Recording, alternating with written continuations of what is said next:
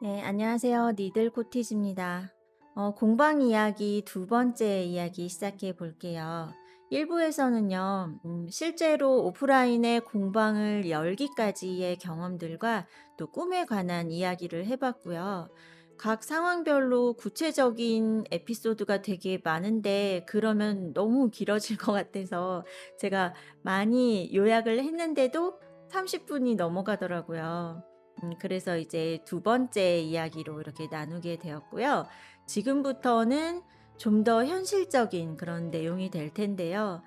뜨개 하시던 거 가지고 오셔서 그냥 이렇게 재미로 이렇게 들어주시면 좋겠어요. 제가 제주에 처음 왔을 때쯤에 무인 카페가 괜찮은 데들이 꽤 있었어요. 지금은 없어진 것 같기도 한데 왜 이렇게 돈통에다가 현금을 넣거나 계좌이체를 하고 그냥 아무도 없는 공간에 커피나 차가 이렇게 준비가 되어 있고 거기서 자율적으로 마시고 치워 놓고 가면 되는. 그러니까 요즘에는 이제 기술이 발전되고 하면서 무인 점포나 뭐 셀프 시스템이 되게 많아졌잖아요. 근데 그런 것과는 조금 다른 의미로 좀 진짜 그 신뢰를 바탕으로 그냥 자율적으로 운영된다고 할까요? 그런 카페들이 좀 있었거든요. 올레길 걷다가 편하게 쉬었다 갈 수도 있고 또 그런 추억을 가진 분들이 또 다시 찾게 되는 그런 곳인 것 같더라고요. 그래서 제가 공방을 오픈을 하면 수업하는 공간 외에 한쪽에 그렇게 카페처럼 꾸며도 좋겠다라고 생각을 했었어요.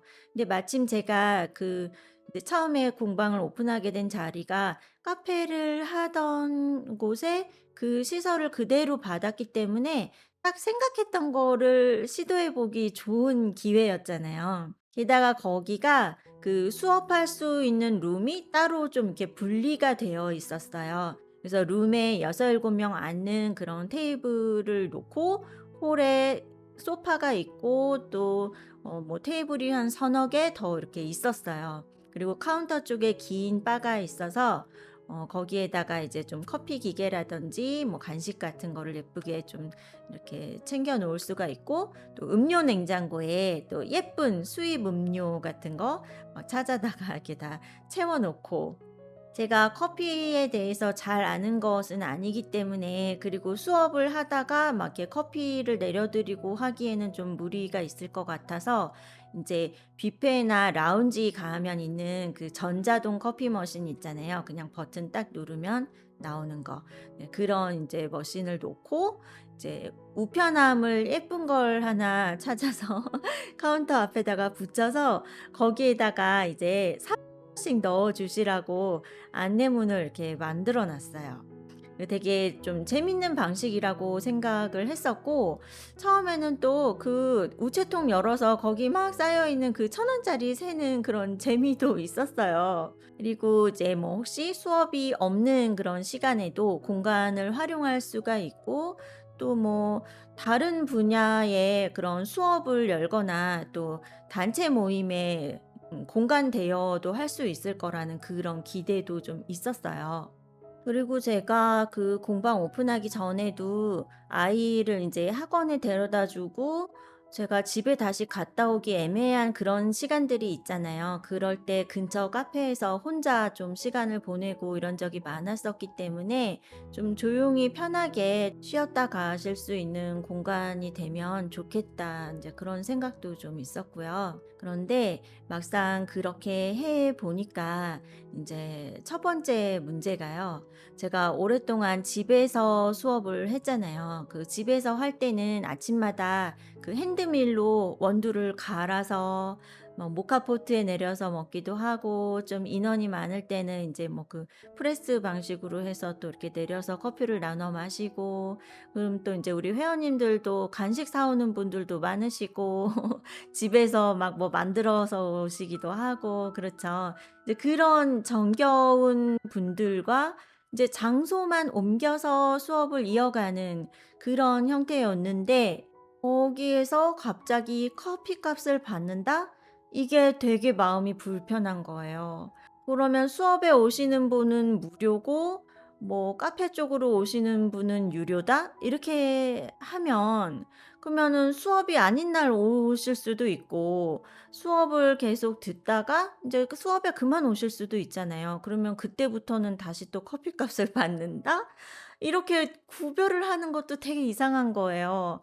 그리고 뭐 수업 회원인데 그냥 다른 날 오셨어요. 그냥 놀러 오셨어요. 그러면 같이 온 사람은 커피값을 내고 그분은 안 받아야 되나? 막 이런 거 있죠.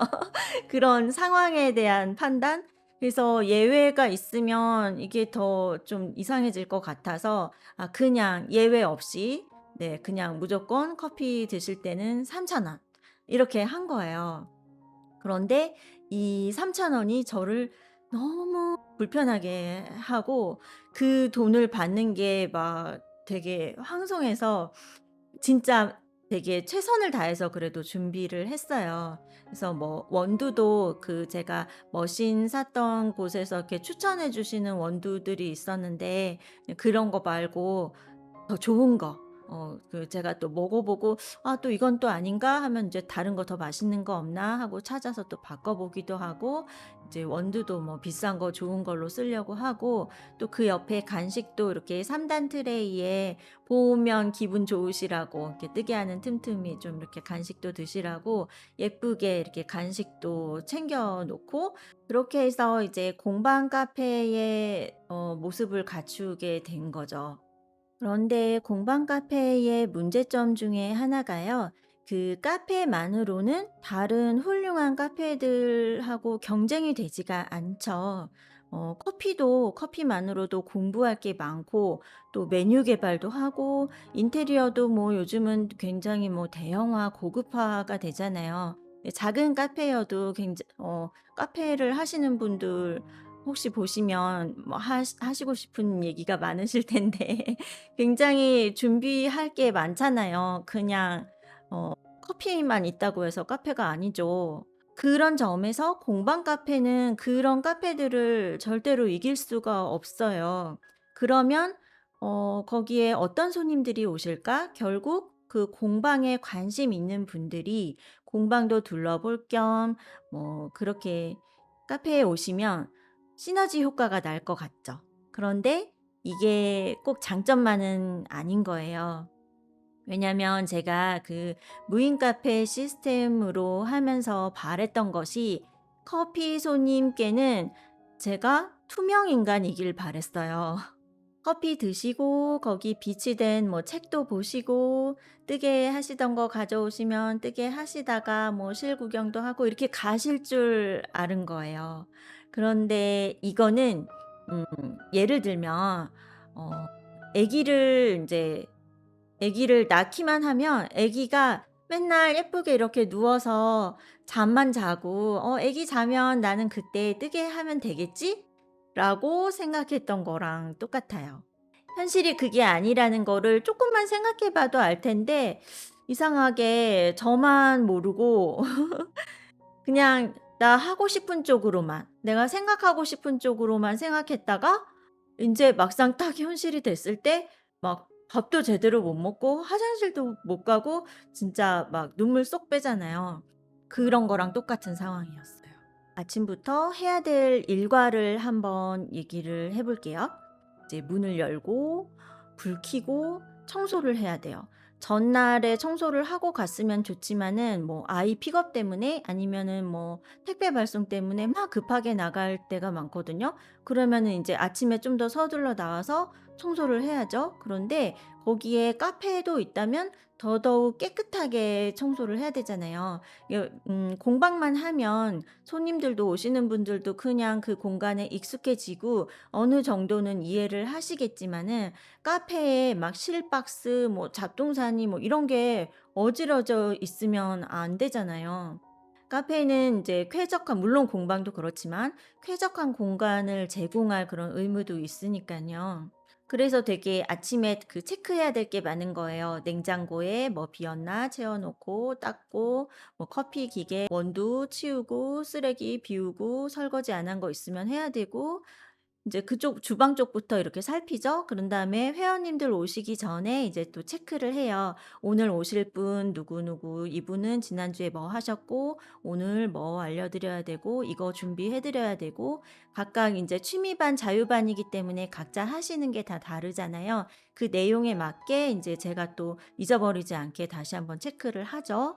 그리고 이제 또 가게 운영을 하는 입장으로 이제 은행 입출금 내역도 좀 살피고, 또 그거를 또 더 살피는 이유가요. 뭐 전날 뭐 문자 주고받고 아니면 DM으로 또 이렇게 주문하시는 분들이 있어요. 그러면은 입금을 제가 받아 놓고도 그냥 깜빡할 때가 있는 거예요. 여기저기 장부에도 적고 메모에도 적고 해도 오늘 보내 드려야 되는데 잊어버릴 때가 가끔 있었어요. 그러니까 입금 내역에서 '어 이분이 나한테 얼마 보냈네. 이거 무슨 건이었지?'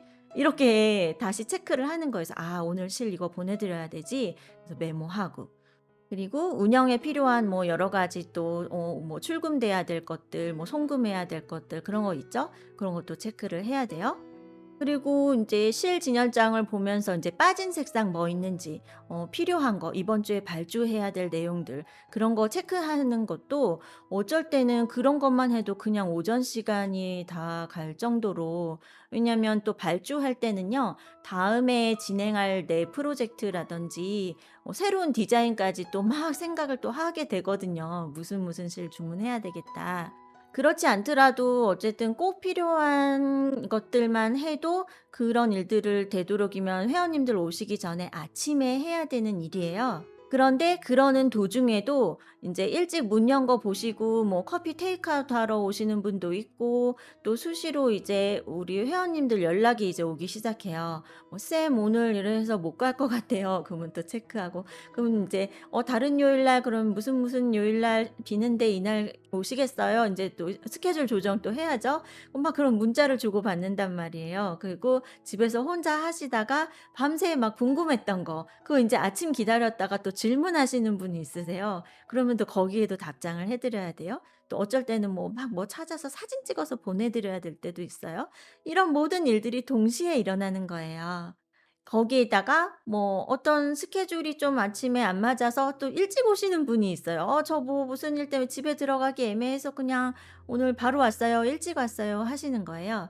근데 오셔서 그냥 딱 뭐 자리 많으니까 앉아서 차 한잔 하시면서 이렇게 뜨개도 하시고 그러면 좋은데, 또 그게 아니라 인제 거의 그럴 경우에는 그때부터가 수업 시작이나 마찬가지인 거예요. 막 또 질문을 하시죠. 그리고 저한테 뭐 하고 싶은 얘기도 있으실 거고 막 얘기를 해요. 그러면 저는 그거를 대화할 상황이 아닌데 머릿속에 오늘 놓치지 말아야 될 것들이, 체크해야 될 것들이 있는데 또 막 대화를 시작하면 또 막 잊어먹는 게 있는 거예요.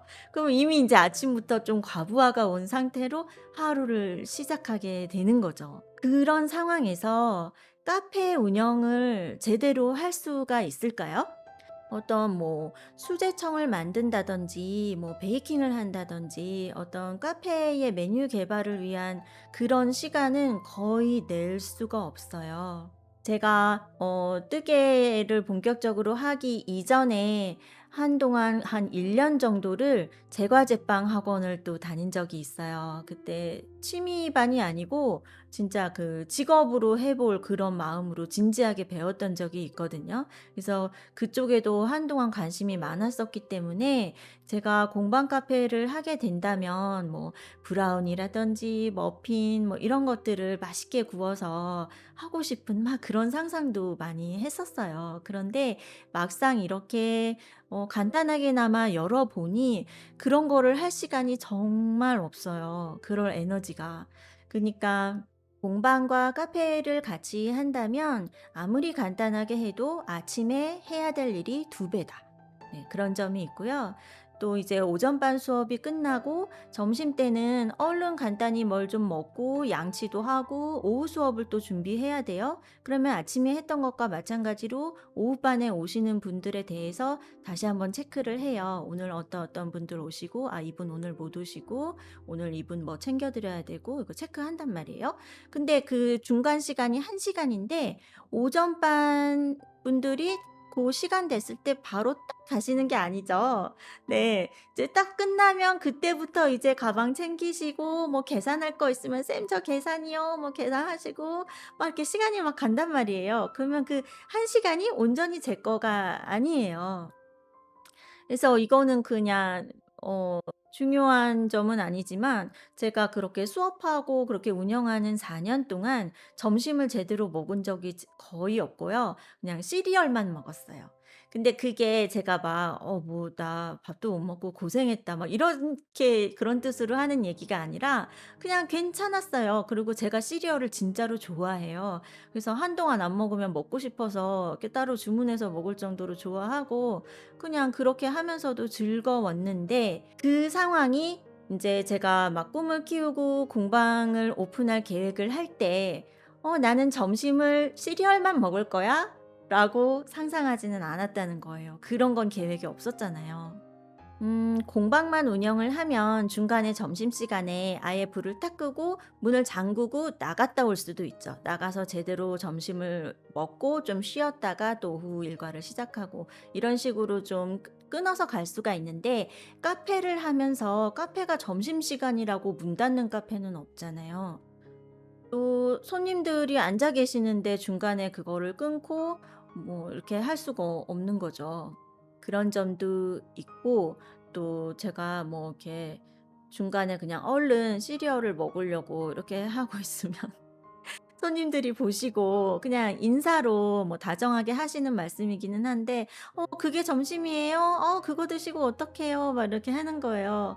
근데 저는 정말로 괜찮은데 진짜 그것만 먹어도 배부르고 괜찮은데 막상 그런 말을 들으면 또 되게 이렇게 민망한 거예요. 그러면 또 누가 있으면은 그나마 그 시리얼도 못 먹는 거예요. 물론 뭐 카페 사장님들도 그러실 거고 어느 분야의 어떤 직업이든지 어려운 점들이 있죠. 네. 근데 이제 공방을 운영하면서도 그런 점이 있는데 겪어 보기 전에는 몰랐어요. 전혀 예상하지 못했던 부분이었어요. 그냥 내가 좋아하는 공간에서 저는 사발면만 먹어도 막 재밌을 것 같았거든요. 그래서 처음에 오픈할 때는 막 사발면도 종류별로 사다 놓고 막 그랬었어요. 근데 그걸 먹을 수 없어요. 일단 뭐 손님들 계시는데 냄새도 나고 이게 불어서 먹을 수가 없고요. 그나마 시리얼도 바삭하게 먹어야 맛있잖아요. 그래서 나중에는 오트밀로 바꿨어요. 오트밀은 불어도 괜찮으니까. 네. 아주 구체적인 얘기지 않나요? 네. 이런 부분도 한번 생각해 보셔야 돼요.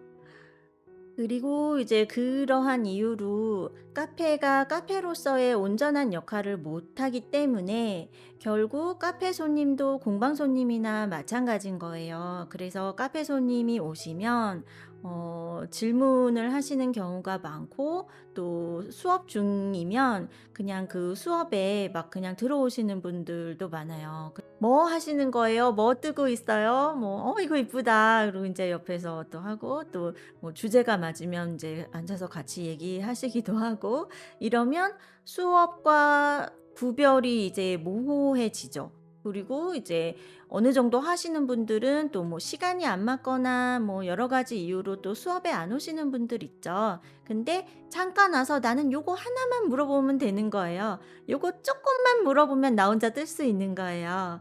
근데 물론 다 이해가 되지만 오전반, 오후반 수업을 계속 빡빡하게 이어가는 상황에서 중간중간에 오시는 카페 손님들의 질문까지 전부 혼자서 감당하기에는 좀 벅찬 부분이 있어요. 그런데 이제 '그렇게 바쁘면 직원을 쓰면 되지.'라고 생각을 할 수도 있는데요. 그 직원을 두기에는 또 그만큼의 매출이 나오기가 어렵습니다. 그렇게 막 바쁜 날도 있지만 음 진짜 손님이 하나도 없는 날도 있죠. 네. 5만 원 버는 날도 있어요. 그런데 그 5만 원이 벌은 것은 아니잖아요. 가만히만 있어도 매일 발생하는 비용들이 있기 때문에. 그리고 제주는요. 고사리철, 밑강철에도 손님이 없어요. 요즘은 그렇게까진 아니지만 예전에는 5 일장날에도 손님이 없었대요. 봄에는 고사리 따러 가셔야 되고 뭐 가을 겨울에는 귤 따러 가셔야 돼요. 그래서 수업에도 잘 안 오시고 그러거든요. 그리고 뭐 태풍이 온다든지 뭐 날씨가 좀 안 좋다든지 그런 날에도 손님이 없어요. 저의 경우에는 제가 그렇게 수업도 항상 만석이었고 막 온라인 매출도 있었고 그냥 보기에는 굉장히 막 잘 되는 가게처럼 보여도 직원을 둘 정도는 아니었던 것 같아요. 그래서 직원을 쓰려면 카페가 카페로서의 독립적인 제대로 기능을 어느 정도 하는 상황이어야 될 것 같고, 그런데 그렇게 되면 가게를 2개 운영하는 거나 마찬가지죠.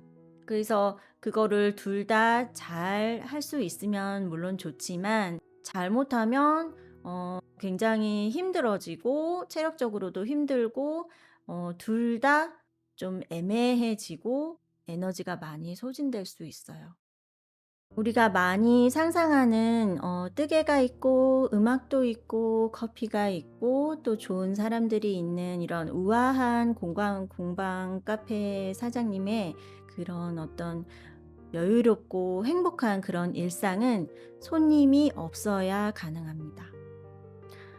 수강생이 4명 이하이고 오랫동안 다니신 숙련자 분들이시면 수업 중에 카페 손님 응대를 하거나 이런 게 가능할지 몰라요. 그런데 매장에 와 계신 손님이 6명 이상이고 그중에 초보자분도 있다. 그러면 수업하다 말고 자꾸 선생님이 일어나서 커피 하러 가고 막 이렇게 왔다 갔다 하시면 불편할 것 같아요. 그런데 지금 제가 생각해 보니까 제가 그런 날이 되게 많았고 자리에 같이 이렇게 앉아 있을 수가 없었어요.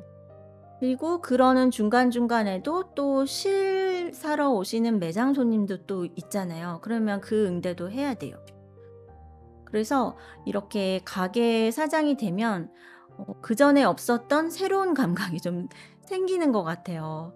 저는 되게 바쁜 날은 인제 수업 회원도 막 12 명까지 오신 날도 있어요. 왜냐면 그렇게까지 미리 예약을 받지는 않는데 늘 그냥 연락 없이 오시는 분들도 있거든요.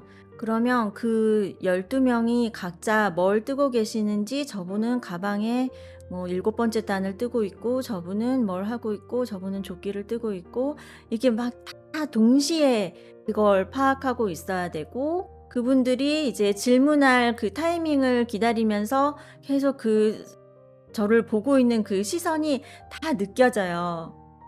근데 그런 와중에도 언뜻 창문 밖에서 주차장으로 차가 들어오는 것까지도 다 느껴져요. '저 차는 우리 집에 오시는 손님인가?' 네. 제가 이런 이야기를 왜 하냐면요. "나 되게 장사 잘 됐었어." 이런 거 자랑하고 싶어서 하는 얘기가 아니라, 결국 제가 못 견디고 그만두게 됐잖아요. 공방 카페를 계획하신다면 오픈하기 전에 본인 성향에 대해서 다시 한번 짚어보실 필요가 있을 것 같아요. MBTI라는 이런 개념이 좀 더 일찍 이거를 알았다면 저는 좀 이런 시행착오를 덜 했을 거라는 생각이 들어요. 그래서 저 자신에 대해서 좀 더 생각을 했었어야 됐고, 공방 카페에는 좀 더 사람들을 직접적으로 대면해야 될 일이 훨씬 더 많습니다. 그리고 '내가 돈에 대해서 편하게 말할 수 있는 사람인가?' 돈에 대한 나의 태도도 한번 짚어 봐야 돼요. 이거는 커피뿐만 아니라 실을 파는 것도 마찬가지 일이죠. 저는 일단 거래를 잘 못하는 사람이에요. 그래서 제가 손님으로 가서도 그게 되게 불편하고, 옷을 사러 가거나 미용실을 가거나, 그래서 저에게 말을 시키는 것도 되게 불편하고요. 마음에 안 들어도 이게 마음에 안 든다는 말도 잘 못하는 사람이에요. 그래서 온라인 쇼핑이 훨씬 편하고요. 예를 들어서 어느 정도냐면, 그 해외에서 제가 항공으로 실을 받아서 취미반 수업을 했었잖아요. 그런데 그 실 가격을 거의 한국 가격 그대로 받았어요. 네. 그러니까 그런 계산을 잘 못하고 거기에 내가 얼마를 더 붙여서 팔고 그런 막 가격에 대한 얘기를 하는 것 자체가 되게 불편하고, 그러니까 정말 장사를 하면 안 되는 사람인 거예요. 그런 이유로 그런 그 대면하는 그런 상황들이 되게 불편해서 미용실도 진짜 어쩔 수 없을 때 1 년에 한 2번 정도 최소한으로만 가요. 그래서 비대면이 많아진 요즘 같은 상황이 제 성격에는 되게 오히려 살기가 좀 편해졌다고 느껴질 정도로 그렇고요. 그 폰 포비아라는 말 아세요? 그 전화 통화를 두려워하는 사람들이 은근히 많대요. 근데 생각해 보니까 저도 그렇더라고요. 전화가 이렇게 덜컥 오면 어 충분히 거의 대부분은 그냥 카톡으로 해도 되는 얘기들이 대부분이잖아요. 그렇게 막 지금 당장 꼭 해야 될 일들은 일상에서 잘 없단 말이죠. 그런데 전화가 오면 되게 나의 상황을 무시하고 일방적으로 하는 그런 행동이라고 느껴지고 되게 불편하게 느껴지거든요. 그니까 이렇게 혼자 있는 거 좋아하고 대면하는 것을 힘들어하는 이런 성격에 이런 공방을 열어서 매일 새로운 사람을 만난다는 게 어 매번 하루하루가 되게 저한테는 그 도전적인 그런 일이었던 것 같아요. 그래서 이런 성향을 조금이라도 가지고 계시다면은 내가 매장 판매를 잘 할 수 있는지 심각하게 한번 고민을 해 보시고요. 그거 외에도 다른 방법들이 또 많기 때문에 뜨개를 좋아하고 뜨개를 직업으로 한다고 그래서 꼭 이렇게 매장에서 그런 판매를 꼭 잘해야 된다, 그게 또 필수 사항은 아니거든요. 그렇지만 그래도 '한번 해 보고 싶다. 매장 판매를 해야 되겠다.' 아니면 '카페를 해야 되겠다.'라고 이제 결정을 하신다면 그거를 최대한 내가 직접 말하지 않아도 되게끔 준비를 철저히 잘 하시면 좋을 것 같아요. 뭐 예를 들어서 실마다 그 실에 대한 설명과 가격까지 잘 붙여서 진열장에다가 안내를 잘 하는 거예요. 그러면 아무래도 한 번이라도 사람들이 나한테 이렇게 말을 거는 일이 좀 줄어들겠죠? 네. 그리고 뭐 카페 쪽도 그렇고 규칙을 좀 세세하게 좀 촘촘하게 정해서 수시로 그거를 공지를 하고 또 안내문을 눈에 띄게 잘 배치를 한다든지 이렇게 하시고, 또 좀 그런 멘트들을 한번 연습을 해 보는 것도 저는 좋다고 생각해요. 무조건 오시는 모든 분들한테 친절하게 "잘할 거야."라고 마음만 먹어서 될 게 아니고요. 쓸 수 있는 에너지에 한계가 분명히 있어요. 그렇기 때문에 내가 가진 에너지가 어느 정도인가를 잘 생각을 해 보시고 그 안에서, 그 범위 안에서 내가 좋은 마음으로 친절하게 잘 할 수 있도록 안 되는 건 안 된다고 이렇게 얘기할 수 있는, "네, 저희 매장은 이렇게 운영이 됩니다. 아, 그거는 안 됩니다." 이런 얘기를 할 수 있도록 연습도 좀 해 보시면 좋을 것 같습니다. 사실은 안 불편해도 되는 상황인데 그냥 나만 혼자 불편할 수 있어요. 그러니까 그게 성향상 그런 거예요. 근데 그게 불편하고 차라리 그냥 커피 한 잔 드시고 가세요."라고 말할 때 "나는 많이 행복한 사람이다."라고 하면 공방 카페는 아마 못 하실 거예요. 그냥 커피가 맛있는 공방을 하시면 됩니다. 저는 '카페를 이런 식으로 운영하는 건 아니구나. 나에게 맞지 않다.'라고 생각을 해서 2년 만에 이제 그거는 정리를 했고요. 지금 있는 자리로 옮겨오면서 그냥 이제 수업에 오시는 분들이랑 같이 커피 나눠 마시고 할 때 되게 마음이 편하고 좋았어요.